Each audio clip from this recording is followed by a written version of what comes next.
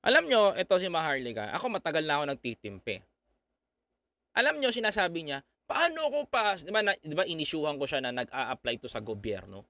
Alam nyo, totoo to. Naghangad yan si Maharlika noon na maging ambasador. Ambasador. Why? Paano ko nasabing naghangad yan ng ambasador? Sinasabi niya, hindi ako naghahangad ng pwesto. Hindi kami naghahangad ng pwesto. Nek-nek nyo. Diba? Oh. Sabi pa niyan, kasi wala naman kaming kakayanan. Kasi di naman kami capable. Nek-nek nyo. Pag inappoint kayo ng Pangulo, pasok kayo. Tama? Kaya wag nyo sabihin sa social media, magpaawa kayo na hindi kayo capable. Kahit ipakita nyo data nyo, hindi talaga kayo capable. Wala kayong capability. Kasi binabanatan nito ni Maharlika yung ambassador sa US, si Babes Romualdez. Yun ang tinitibag niya. Suddenly, hindi mapagbigyan. Kaya umalma yan. Gumawa ng paraan na ipag-away. Lumaban. Alam niyo reason yan? Mga kababayan ko. Sa totoo lang yung reason yan, ganyan. Can you imagine? Isipin nyo to mga kapatid. Ito isipin nyo na lang Lumaban yan para sa mga kababayan natin sa US. Oo, naintindihan ko. Pero yung maghangad ka pa ng posisyon sa gobyerno at kunin mo pa yung pagiging ambassador sa US, wag na. Diba? Nakakatawa nga lang. Alam nyo kung bakit, paano ko nasabi nakakatawa? Sinasabi niya sa social media, sabi ni Maharlika, hindi naman ako capable dyan, wala akong capability, hindi naman ako pwede dyan. Bakit kayo nag-a-apply? Special appointment lang ng presidente ang kailangan mo. Kasi yun ang kailangan mo. Huwag mo sasabihin na hindi ka nag-apply. Maraming ng tao at isa sa mga kwentuhan din na narinig ko sa bibig mo yan.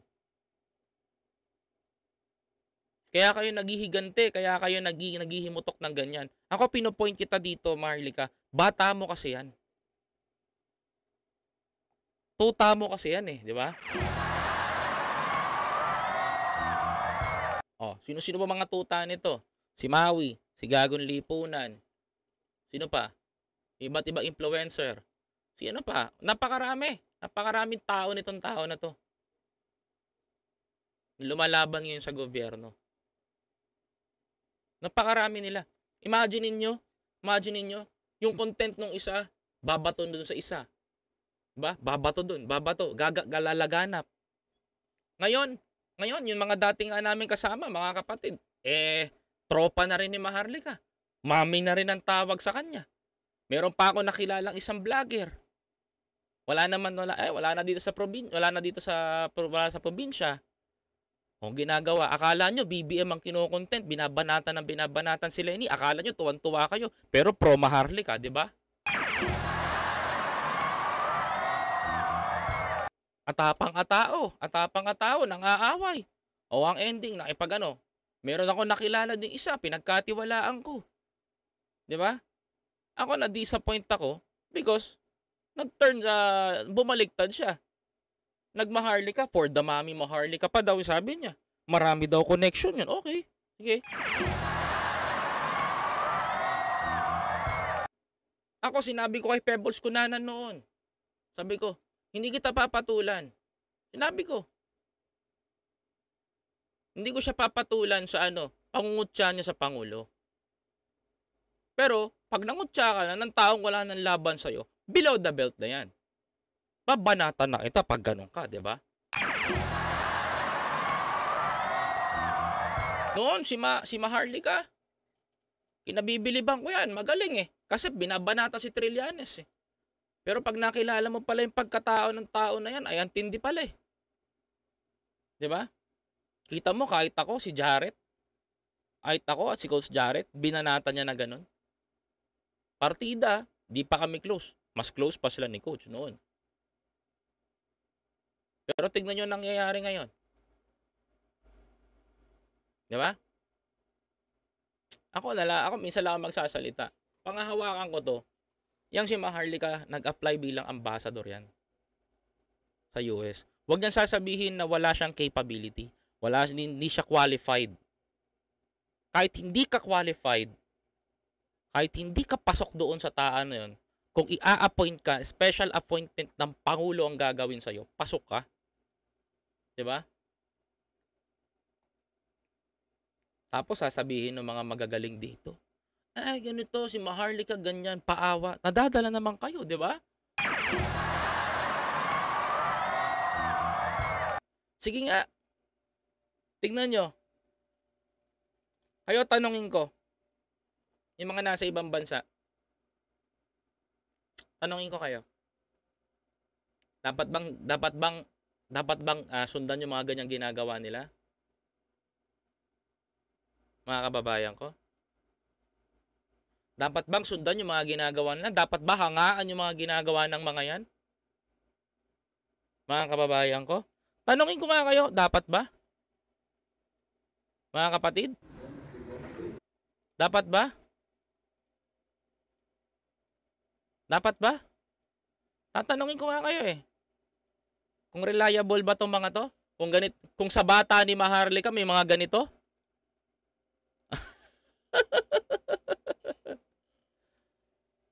Sige nga. Kung sa bata ba ni Maharlika may mga ganyan? Okay ba? Star Mommy, Vigno. Tama po yan. Alam nyo, sa totoo lang, kaya naman mag-ambassador niyan ni Maharlika eh. Kaya. Kung nakuha niya yung oo. Kahit wala siya, hindi ka tapos ng high school, hindi ka tapos ng kung meron kang special appointment o may appointment ka ng Pangulo at pinirmahan ng Pangulo yan, makukuha mo yun.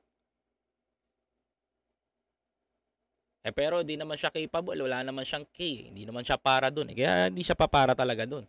Ba't maglalagay ang Pangulo natin? Isang Pangulo eh. Nung hindi makuha-kuha, kaya binabanata mo si Presidente, di ba? Ang hirap kasi sa inyo, pag hindi kayo napapagbigyan sa mga gusto ninyo, Pebbles, Kunanan, yan dalawa na yan. Nung panahon ng kampanya, yan ang magkabadi-badi eh. Ang kabady ni Pebbles Kunanan nung si Thinking Pinoy. O di rin sila nagkasundo ni Thinking Pinoy. 'Di ba? Umiwalay din. Umiwalay din. Until Pebbles nakasama na, alam mo, yung mga tao na yan, sa grupo namin sa UBIP, sila yung mga nakatago. Kasi sila yung unang-unang mga umalsa, mga unang-unang lumaban. Yan yung mga tao ngayon na nalalaman to dahil mga kababayan ko. Ngayon ko lang din man sinasabi sa inyo to mga kapatid eh. 'Di ba? Tapos galit pa kay First Lady Lisa. 'Di ba? Ako sabi ko to, ang kakampihan ko na lang sa buhay ko, Marcos na lang. Suportahan ko na lang yung unity team. Yung mga nakasama ko doon, yung mga taong nakikita ko nakita ko ang pagbabago na gustong mangyari sa bansa natin. Yun na lang. Pero tingnan nyo ngayon mga kababayan ko, no? Nagtataka lang ako. Pag may isyong binabato tong mga to, yung mga chismosa, dire-diretso dun. Yung mga mahihilig sa chismis, atake ng atake dun. Pagkatapos magalit dun, babaling sa gobyerno. Di ba nakakatawa? Bakit? Di ba kayo nagtataka? Yung mga nanonood sa kanila, di ba kayo nagtataka? Yung mga taga-tango sa kanila, di ba kayo nagtataka? Sabihin nyo to sa mga yun ha. Kapanood nyo to. Ano ginagawa nila? Tango na lang ng tango. Magagalit na magagalit sila. Hindi nyo nakikita, inuuto na lang kayo nila, di ba?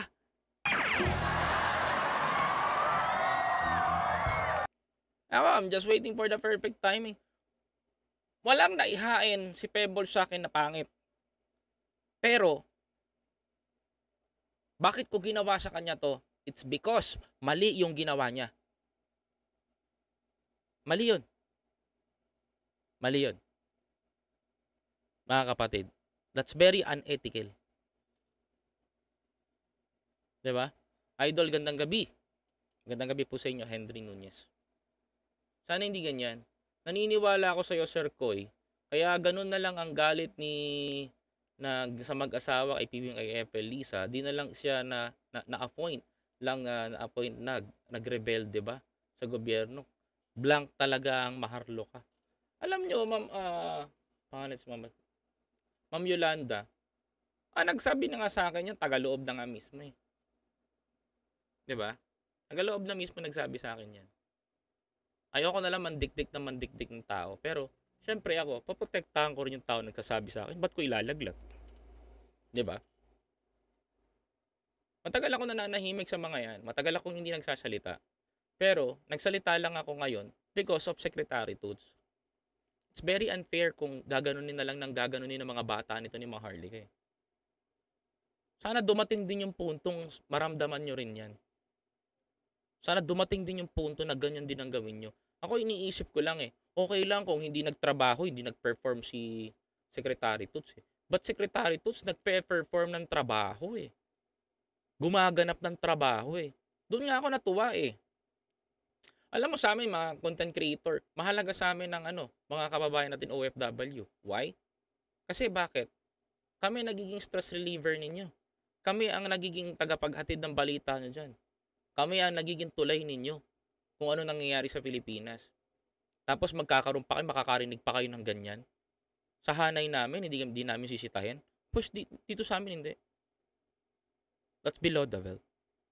Hindi na maganda yung sinabi niya at hindi rin tama. Kaya rin ako nagsalita. Kung magagalit sa akin yung mga sausawero at susulero ng mga tropa nila, I don't care.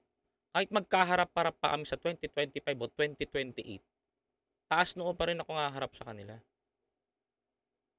Wala naman sila naiambag sa buhay. Okay? Tapos ang usapan. Banatan nyo gobyerno, banatan nyo ng banatan ng gobyerno. Wala akong problema. Upakan ko rin kayo dito. Wala akong pakialam kung sino man ang taong nasa likod dito. May mga taong ganito. I don't care. Pero para sa akin, pangit yan. Hindi maganda yan. Komento ko to eh. Channel ko to eh. 'Di ba? Komento ko to, channel ko to. Kaya kung anong sasabihin ko dito, wala akong pakialam. Kanina pa ako pinipigilan ng iba. Kanina pa ako pinipigilan, banatan yan kasi ganito. Wala akong pakialam kahit si Pebbles ko na si Maharlika pa yan. Sino pang si Hodang mga bata niya, babanggain ko dito yan. 'Di ba? Sabi ni Tita Emily Sipagan, Secretary of Police, a big loss to the government. Sana makahanap din ng presidente ng someone can perform the job well. Totoo yan, Tita Emily Sipagan. 'Di ba? Ang hirap maghanap ng ganun eh. Noon na-appoint si Secretary Toots Ople, galit na galit yung mga ibang loyalista, nagrally pa nga sa HQ yan eh. Andun kami nun eh. Andun kami. Pinanonood namin yon. Pero tingnan yung Secretary Toots, hindi nagpatinag kasi Ople. Sabi nila, wag na nag-a-appoint si BBBM ng Ople. Ano ang pakialam nyo? Kailangan ba kakabit yung pangalan? Pero tingnan yung ginawa ni Secretary Toots. Nagtanggalan na lahat yung iba. Naglinis na. Si Secretary Toots lang natira. Bakit? Because she is performing she's job as well. Na maayos. 'Di ba? Imagine niyo yan. Nakakapanghinayang mga kapatid. 'Di ba? Ako nanghihinayang ako para sa Pilipino. Nanghihinayang ako para sa bansa natin. Nanghihinayang ako na may nawalang sekretaryeng ganyan na maaasahan natin. Hindi lang sa nakatrabaho ko sa Secretary Toots o nakasama ko sa mga event o nakatrabaho ko sa isang event. Pero para sa akin, mga kababayan ko, hindi po biro ang dinadanas ng mga nasa gobyerno. Kaya kung makita nyo silang magkantahan, kumain, nagparty, sa palasyo, nanood ng konsyerto, unwind na nila yun. Kung tayo nga nakakapag-unwind eh. Tanungin nyo kaya sila, okay pa ba sila? Nagagampanan pa ba nila yung pagiging nanay at tatay nila sa pamilya nila? Hindi na. Sa sobrang sipag ni Presidente Bongbong Marcos, tanongin nyo, nakakauwi pa ba yung mga yan? Sa sobrang active ni Pangulong Bongbong Marcos, sa tingin nyo, nakakatulog pa ba yan? Imagine niyo nga, yung mga PSG, may sariling quarters na nga doon, pinagawa na nga na First Lady. Para doon na natutulog. Sa tingin nyo mga kababayan ko, imagine niyo yan. What if kung kayo yan? Diba? Si Admin Arnel Ignacio, tignan nyo. Nagpo-post nga nung nakaraan sa opisina na natutulog. Ganun kasipag. Kahit kay Arnel din mangyari yan. Kay Admin Arnel, pagtatanggol ko rin si Admin Arnel kung bababuyin lang nitong bakla na to .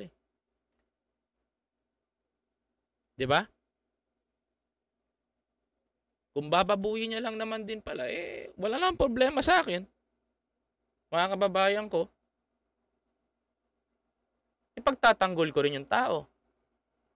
Bakit? Deserve naman ng tao ipagtanggol . Kung hindi ko man maipagtanggol yung tao na yan, hindi ko man maidepensa yan dahil hindi na makakapagsalita yan, kung walang ginawa yan, deadmahin ko yan. Wala namang ginawa to . Ano ginawa nito? Mag-perform ba to? Diba? Yan ang gusto ko ipaalala sa lahat. Tandaan ninyo, kung sino mga naglilingkod sa bayan natin, nakikita nyo nagtatrabaho para sa Pilipino, bigyan nyo ng importansya. Bigyan nyo ng dangal yung tao. Diba? Bigyan nyo ng parangal yung tao. Mano man lang. Wala na si Secretary Toots. Diba? Mano man lang, thank you for your service.